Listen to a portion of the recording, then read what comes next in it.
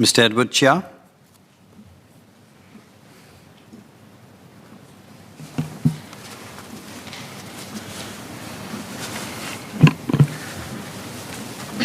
Mr. Chairman, sir, COVID-19 has changed the way we work, bringing about a paradigm shift in where and how we work. This shift includes working remotely, flexible working hours, and optimizing a mix of virtual and face-to-face meetings.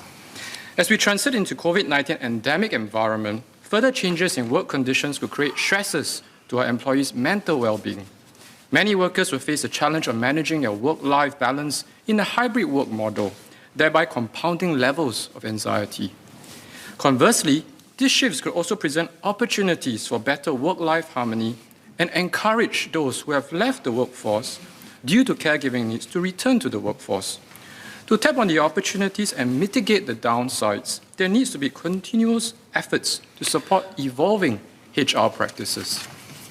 An important question here is how our tripartite partners continue supporting our HR practitioners with progressive practices, which will lead to effective work-life harmony, better mental wellness outcomes for our workers, thereby leading to better productivity and better business outcomes.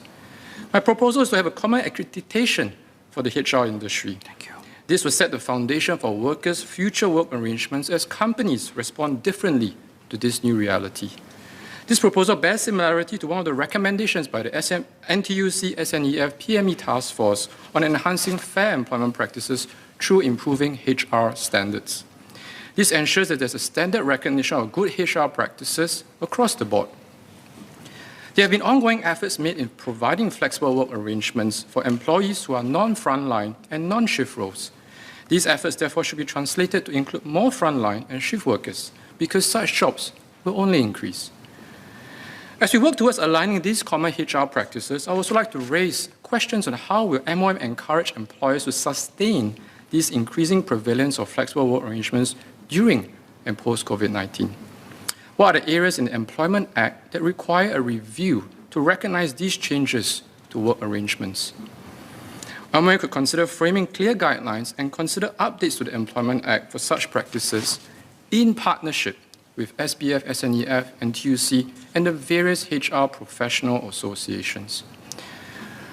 For these to work, we need to support our SMEs, because despite much effort over the years, many still lack solid HR policies and capabilities due to resource constraints. These SMEs often do not have policies and procedures in place to be able to adapt to new hybrid environments or necessary HR practices. As the challenges are real, we need some fresh ideas on equipping these groups of enterprises with forward-thinking HR practices. With that, I'd like to raise the following questions pertaining to our SMEs. What has been the assessment of the government of all previous efforts to create support services for HR for SMEs? Would a HR as a service similar to IMDA's CTO as a service be worth considering? And if previous efforts to bring SMEs to such services resulted in lackluster response, could there be ideas where our relevant government agencies design solutions brought directly to SMEs? Another critical area of our HR policies relates to the foreign workforce component. Singapore needs a resilient foreign workforce that can withstand future global and regional disruptions. As structural changes continue to take place, MOE could consider how it can further facilitate companies' decision-making on their foreign workforce strategy so that it's more than just complying to set policies.